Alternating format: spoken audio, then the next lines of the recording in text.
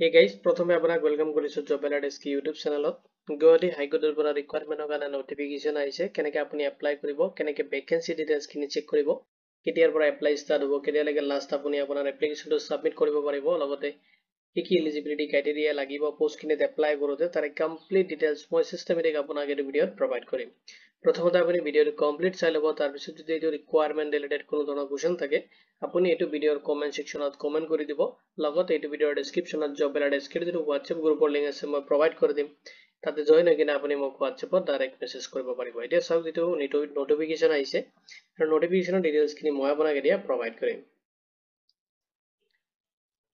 Guwahati high court এজুৱেল branch requirement 2025 ৰ কাৰণে আহিছে নটিফিকেশনটো আউট কৰিছে, য'ত আপুনি এপ্লাই কৰিব পাৰিব judicial assistant, library assistant and group D পোষ্টৰ কাৰণে আহিছে ৰিকুৱাৰমেন্টখিনি, আৰু তাৰ ডিটেইলছখিনি আপুনি এইটো ভিডিঅ'ত সিস্টেমেটিক চেক কৰিব পাৰিব। প্ৰথমতে ৰিকুৱাৰমেন্ট অভাৰভিউখিনি চাই লওক। যিটো ৰিক্ৰুইটমেন্ট নেম দি আছে, ৰিক্ৰুইটমেন্ট নেমটো আপোনাৰ দি আছে গুৱাহাটী হাইকোৰ্ট এজুৱেল ব্ৰাঞ্চ ৰিকুৱাৰমেন্ট 2025 ৰ কাৰণে আহিছে ৰিকুৱাৰমেন্টটো। অৰ্গেনাইজেশ্যনটো দি আছে গুৱাহাটী হাইকোৰ্ট এজুৱেল ব্ৰাঞ্চৰ পৰা আহিছে ৰিকুৱাৰমেন্টখিনি। টোটেল আপোনাৰ যেটো ভেকেন্সি ডিটেইলছ দি আছে 13 পোষ্টৰ কাৰণে আহিছে ৰিকুৱাৰমেন্টখিনি। জব লোকেশনটো আপোনাৰ আসামত হ'ব, আৰু এপ্লিকেশন যেটো মোড হয় আপুনি অনলাইনত কৰিব লাগিব। কেনেকৈ আপুনি অনলাইনত এপ্লিকেশন কৰিব সেইখিনি প্ৰসেছও মই আপোনাক এই ভিডিঅ'ত প্ৰভাইড কৰিম।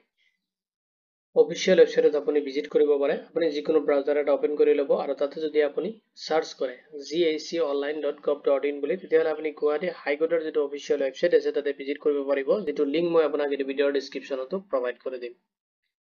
এতিয়া চাই লওক ভেকেন্সি ডিটেইলছখিনি দি আছে। প্ৰথমতে চাই লওক পোষ্ট নেম, যেটো আপোনাৰ জুডিচিয়েল এছিষ্টেণ্টৰ কাৰণে আছে, য'ত নাম্বাৰ অফ পোষ্ট আছে 3, আৰু কোৱালিফিকেশ্যন বিচাৰিছে আপুনি যদি গ্ৰেজুৱেশ্যন কৰিছে এনি ষ্ট্ৰীমৰ পৰা, মানে গ্ৰেজুৱেশ্যনটো আপুনি কমপ্লিট কৰিছে আৰ্টছ কমাৰ্চ চায়েন্স যিকোনো ষ্ট্ৰীমৰ পৰা হ'ব পাৰে, তেতিয়াহ'লে আপুনি পোষ্টখিনিৰ কাৰণে এলিজিবল হ'ব। লগতে চাওক চেলাৰী স্কেলটো দি আছে 25,500 ৰ পৰা লৈ কিনে 56,800 লৈ কিনে আপুনি পাৰ মান্থ আপুনি চেলাৰী ৰিচিভ কৰিব। নেক্সট যেটো পোষ্ট নেম দি আছে লাইব্ৰেৰী এছিষ্টেণ্টৰ কাৰণে, য'ত নাম্বাৰ অফ পোষ্ট আছে 1, আৰু তাতে আপোনাৰ কোৱালিফিকেশ্যন বিচাৰিছে আপুনি যদি গ্ৰেজুৱেট প্লাছ লাইব্ৰেৰী সায়েন্সৰ ওপৰত আপুনি কোনো ধৰণৰ ডিপ্লোমা কৰিছে, তেতিয়াহ'লে আপুনি পোষ্টখিনিৰ কাৰণে এলিজিবল হ'ব এণ্ড আপুনি এপ্লাই কৰিব পাৰিব। চেলাৰী স্কেলটো দি আছে যেটো আপোনাৰ 25,500 ৰ পৰা লৈ কিনে 56,800 আপুনি পাৰ মান্থ ৰিচিভ কৰিব চেলাৰী। নেক্সট আপোনাৰ গ্ৰুপ ডিৰ কাৰণে আছে 9 পোষ্ট আছে, য'ত আপোনাৰ ক্লাছ 8 যদি আপুনি কোৱালিফাইড কৰিছে তেতিয়াহ'লে আপুনি পোষ্টখিনিৰ কাৰণে এলিজিবল হ'ব। লগতে চেলাৰী স্কেলটো দি আছে, যেটো পে স্কেল হয় 17,400 ৰ পৰা লৈ কিনে 38,600 লৈ কিনে আপুনি চেলাৰী ৰিচিভ কৰিব পাৰ মান্থ। এতিয়া চাই লওক ইম্পৰ্টেণ্ট ডেটছখিনি। অনলাইন যেটো এপ্লিকেশ্যন ষ্টাৰ্ট হ'ব 21 জুলাই 2025 ৰ পৰা অনলাইন পৰ্টেলটো খুলি দিয়া হ'ব, আৰু আপুনি তাৰ পৰা এপ্লাই কৰিব পাৰিব।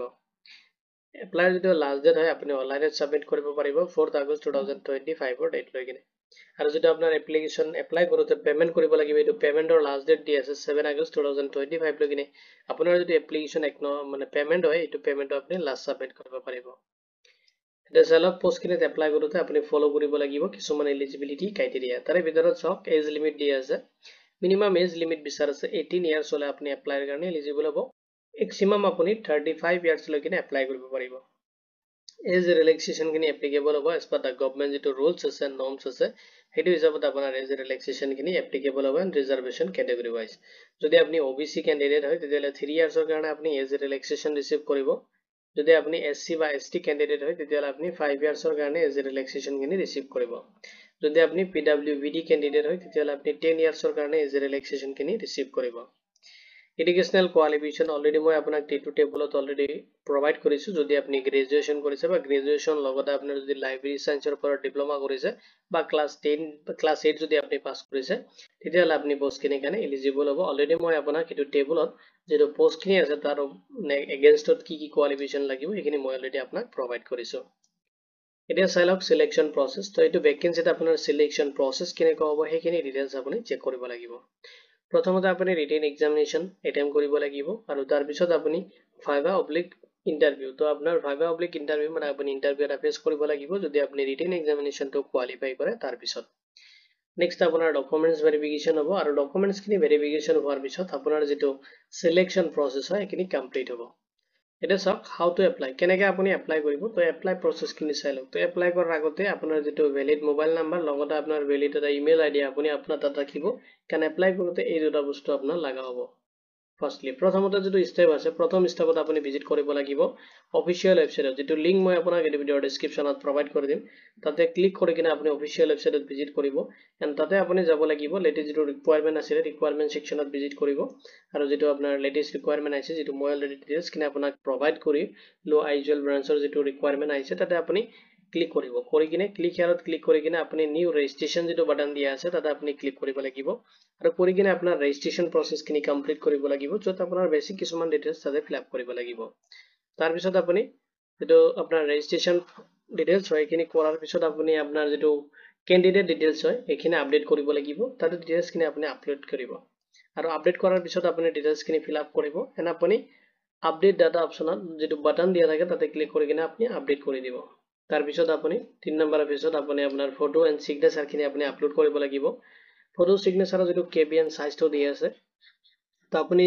জেপিজি পিএনজি এন্ড গিফ ফৰ্মেটত আপুনি আপলোড কৰিব পাৰে তো আপুনি 5 to 30 কেবিৰ ভিতৰত আপুনি আপলোড কৰিব লাগিব এতিয়া সব ফটোৰ যেটো সাইজ এন্ড ৰিসাইজ সিস্টেমটো দিয়া আছে আপুনি এটো সাইজত আপোনাৰ ফটো এন্ড সিগনেচাৰ খিনি আপলোড কৰিব লাগিব ফটোৰ সাইজটো দিয়া আছে নেক্সট চাইলক আপোনাৰ যেটো সিগনেচাৰ সাইজটো দিয়া আছে এটো সাইজত আপোনাৰ সিগনেচাৰটো ৰিসাইজ কৰি কিনে আপুনি আপলোড কৰিব লাগিব যদি আপোনাৰ ফটো বা সিগনেচাৰ ৰিসাইজ কৰোতে কোনো ধৰণৰ প্ৰবলেম হৈছে আপুনি কমেন্ট কৰিব পাৰে মই আপোনাক গাইড কৰি দিম আপুনি কেনেকৈ আপোনাৰ ফটো সিগনেচাৰ খিনি ৰিসাইজ কৰিব পাৰে নেক্সট আপুনি আপলোড কৰি দিব আপোনাৰ ফটো সিগনেচাৰটো আৰু ফটো সিগনেচাৰ খিনি আপলোড কৰাৰ পিছত যেটা আপোনাৰ ডিটেইলছ বক্স হয় এটো আপুনি সাবমিট কৰিব যেটো ক্যান্ডিডেট সাবমিট বাটন থাকে এটা আপুনি ক্লিক কৰি দিব আৰু ক্লিক কৰাৰ পিছত আপোনাৰ যেটো ফৰ্ম হয় এটো সাবমিট হৈ যাব আৰু তাৰ পিছত আপুনি প্ৰিন্ট কৰিব লাগিব যেটো আপোনাৰ পেমেন্ট হয় চালান থ্ৰু আপোনাৰ পেমেন্ট যেটো কৰিব লাগিব তাৰ কাৰণে আপোনাৰ যেটো পেমেন্ট এখিনি পেমেন্ট আপুনি কৰিব লাগিব যেটো পেমেন্ট খিনি ক্যাটাগৰি ওয়াইজ ডিভাইড কৰি দি আছে এখিনি ডিটেইলছ মই আপোনাক প্ৰভাইড কৰিম কিমান খিনি পেমেন্ট আপুনি কৰিব লাগিব তো পেমেন্টৰ যেটো চালান হয় এটো আপুনি তাৰ পৰা প্ৰিন্ট আউট কৰিব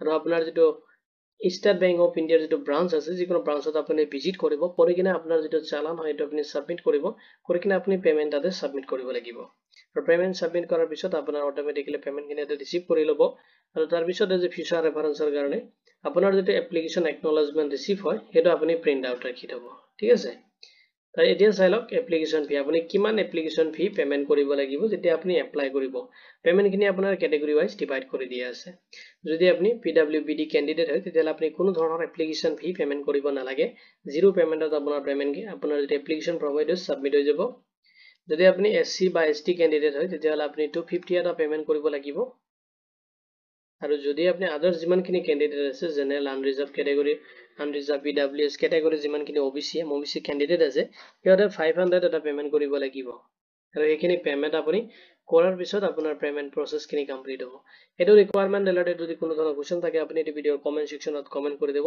ইম্পৰ্টেন্ট লিংক খিনি মই আপোনাক এই ভিডিওৰ ডেসক্ৰিপচনত প্ৰভাইড কৰি দিম তাৰ পৰা আপুনি চেক কৰিব পাৰিব আৰু এই এপ্লাইটো আপোনাৰ 21 জুলাই 2025 ৰ পৰা ষ্টাৰ্ট হ'ব ইম্পৰ্টেন্ট লিংকত আপুনি অফিশিয়াল নোটিফিকেশনটো ডাউনলোড কৰিব পাৰিব লগতে এপ্লাই যেতিয়া ষ্টাৰ্ট হ'ব মই এই ভিডিওৰ ডেসক্ৰিপচনত মই এপ্লাই লিংকটো প্ৰভাইড কৰি দিম তাতে ক্লিক কৰিলে আপুনি ডাইৰেক্টলি যেটো এপ্লাই পৰ্টেল হয় তাতে আপুনি ৰিডাইৰেক্ট হ'ব পাৰিব ভিডিওটো চোৱাৰ বাবে ধন্যবাদ দি কিনে মই আজিৰ ভিডিও ইমানতে সামৰিছো